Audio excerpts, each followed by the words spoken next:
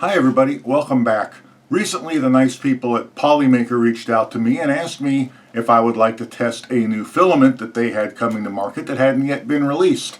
I said yes, and they sent me these two rolls. These were sent to me by Polymaker for free, so this video will be sponsored by them. This is called PolyTerra PLA. You can see it comes on a cardboard recyclable spool. It has a very matte finish, and they make some interesting claims about it. I want to test some of these claims, and I want to tell you what they are. But you know what? Rather than me tell you what they are, let's take a quick look at their marketing sheet, and then we'll come back and look at the filament, and we'll come back and look at some prints I made, and we'll see what we think of it. So let's take a look at that, and let's get on with it. So this is PolyTerra's little presentation sheet on it. It is only a single page. It's a PLA, we know that. It is recyclable. Because it is PLA, it comes on a recyclable cardboard spool with recycled labels and box. And they also say they're going to plant one tree locally for every spool sold. Tougher than regular PLA, easy support removal, prints in matte, spool and box biodegradable. I don't know about you, but I'm pretty sick of throwing all those plastic spools away, so having it on a cardboard spool will be a welcome addition to me. Has a low product carbon footprint. I have no way to test that. Easy support removal we'll be taking a look at. We'll certainly take a look at how it prints with a smooth finish and prints matte. I'm not sure what the difference between those are. PolyTerra, here's a little chart showing the different strengths and rigidities between their three different PLA materials now. Here are the colors it's going to come in. Going to cost $19.99 for a spool. And yeah, let's take a look at the filament itself on the spool, and then let's take a look at the prints.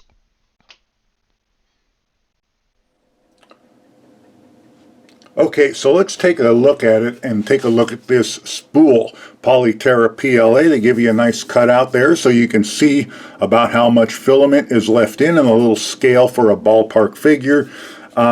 Print temp is 190 to 230, bed temp is 25 to 60, fan on, and print speed 30 to 70. I'm going to use my regular old PLA profile. I'm not going to make any changes at all, and we will see how it works with that, because that's the standard stuff for PLA.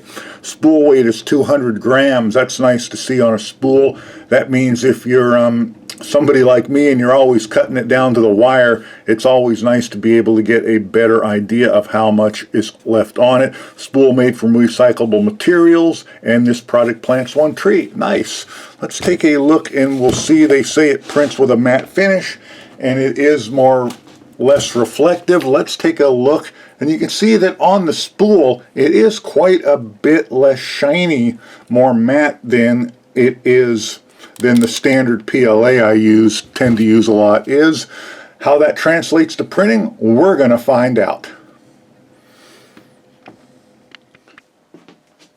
Okay, for the record, all the printing I'm going to do with this PolyTerra PLA is going to be on my old Ender 3 printer. For those of you who have watched my channel since the beginning, this is where it all started with 3D printing for me.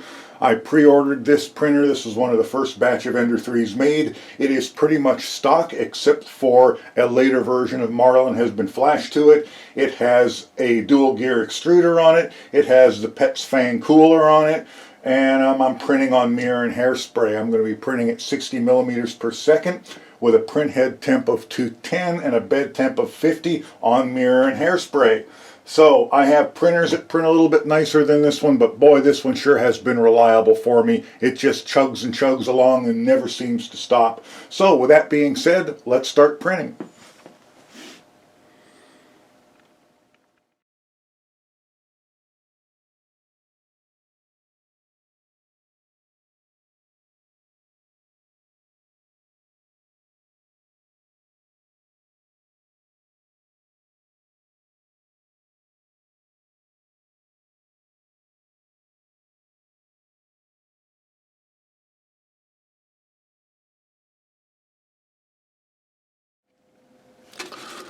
So here is a little bit better comparison of the reflectivity between the red and the blue PolyTerra and just the brown normal filament. And this little low poly vase has a lot of facets on it which reflect the light, and you can, I'm sure, see the difference there between it. I like the matte finish. If you're trying to make something really decorative, the matte finish may not be what you're looking for, but most of the stuff I print is utilitarian, and I do kind of like a more matte finish on it, and I've actually sanded some of my prints in order to make them a little less shiny. So there's that. I hope that gives you an idea of its reflectivity level and how it prints with a more matte appearance. Okay, so as you can see, I've printed quite a few things with this. Here is a 50mm globe out of the PolyTerra, and as you can see, the support pops right off of that. And let's try the regular brown PLA, and I'm wrestling with that. I'm wrestling with that to the point I'm hurting my fingers and I'm not getting it off. You could see some of the other pieces of support laying on the desk. I've tried a number of different things and different prints with this, but this is the one that illustrated it the best. And I'm having to actually chop it off of this globe with a pair of cutters in order to get it loose enough to pop off. In everything I did, the PolyTerra support came out easier. Sometimes it wasn't a drastic amount, but it was always easier. Here's the PolyTerra globe again. And as you can see, it popped off with my fingers without even a lot of force. Here's the standard PLA again, and once again, it's going to be a major wrestling match. These were printed with the exact same G-code, by the way.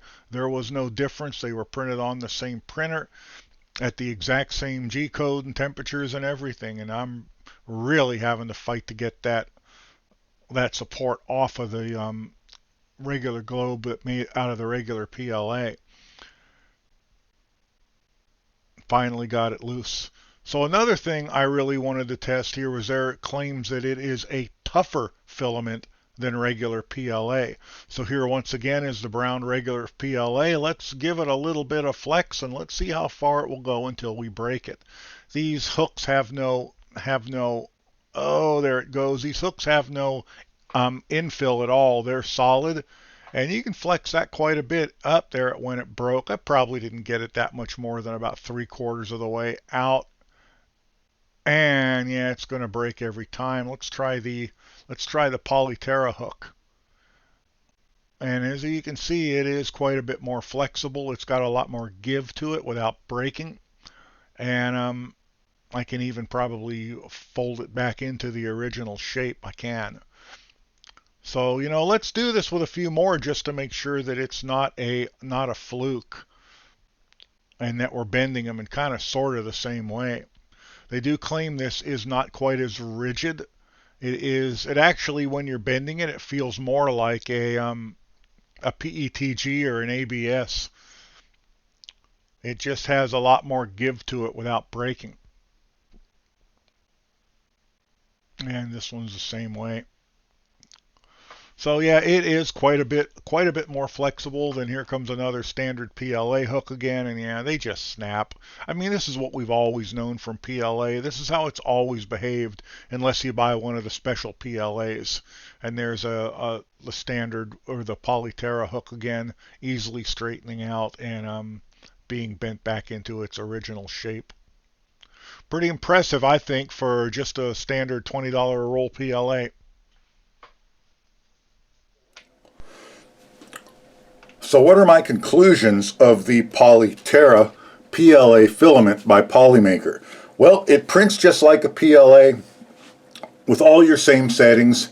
It costs about the same as the regular PLA I use, and it prints really nice. And for me, it's all about printing. I do like the fact that it comes on a cardboard spool, so I'm not going to be constantly throwing out all those plastic spools. These can go in the recycle bin, and I'm not going to be having to go around to everybody I know and say, hey, can you do something with all these plastic spools? So that's nice to me. The other eco-friendly stuff of it is nice to me, but for me, it's all about how it prints.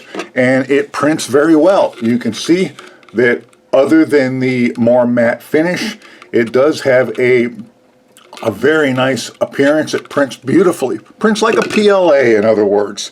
The support was quite a bit easier to remove. The support off of those spheres came off with my fingers, whereas with the regular PLA, I had to start breaking it off with tools to get it loose enough to then snap it off, where I got the whole thing off with my fingers. So that's better. The fact that it is a little bit more flexible and not quite so breakable is really also nice when you don't need the rigidity. I don't know if you've ever tried to drill into standard PLA, but the drill catches it and then it snaps it and breaks it. So there is that advantage of it as well. And like I say, it does print every bit as nice as my other PLAs. So I really like it. I think I'm going to use it any place where a matte finish is acceptable, or I really need easy support removal because I'll have tricky support, or where a matte finish is something that I'm looking for, and I'm not looking for a lot of sheen and reflectivity. So that's it. Use the coupon code down below. I really like it. I recommend it. I hope you guys have a great day, and I will catch you the next time. Bye for now. Oh, and thanks again to Polymaker for sending this to me for testing. Have a great day. Bye for now.